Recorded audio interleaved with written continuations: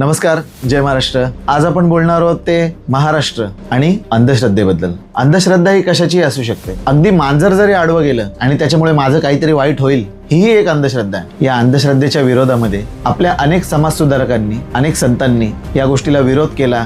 ही अंधश्रद्धा पुसून टाकण्यासाठी, निर्मूलन करण्यासाठी अनेकांनी लढा दिला, अनेकांनी कीर्तनं केले. कीर्तनातून अंधश्रद्धा कशी वाईट आहे हे सांगितलं. पण आता मागील काही काळात तुम्ही बघताय हे खरात वगैरे प्रकरण निघते आणि त्यात राजकारणी म्हणजे ज्यांनी कायदे केले, 2013 मध्ये जो अंधश्रद्धा निर्मूलन कायदा केला, त्या कायद्यासाठी सरकारमध्ये बसलेल्या लोकांनी हा कायदा संमत केला. याच्यातलेच काही आमदार असतील, त्यांनी हा कायदा संमत केला. आज त्यांचीच प्रकरणं याच्याशी जोडली जातात आहे. देशाला दिशा दाखवणारा हा महाराष्ट्र आज या गोष्टीत अडकून पडला. हा महाराष्ट्र छत्रपती शिवाजी महाराजांचा, शाहू फुले आंबेडकरांचा आहे. त्या महाराष्ट्रामध्ये आज या अशा गोष्टी होतात आहे. अंधश्रद्धेला खतपाणी देणाऱ्या गोष्टी होतात. आपण आपल्या स्त्रियांना कोणाकडे पाठवतोय, त्या काय करायला जातात आहे, याकडे एकाही माणसाचं लक्ष गेलं नसावं का? या प्रकरणाशी जे संबंधित आहे त्यांच्याबद्दल बोलतोय आम्ही. देवापर्यंत जाण्यासाठी, देवाशी बोलण्यासाठी या सगळ्यांची खरंच गरज पडते का? देव आपलं डायरेक्ट ऐकू शकत नाही का? समोर आपण देवाला आपल्या गोष्टी मनातल्या सांगू शकत नाही का? त्याच्यासाठी यांच्या थ्रू जाण्याची गरज पडते का? आपला देव इतका श्रीमंत आहे, आपला देव काही मागत नाही.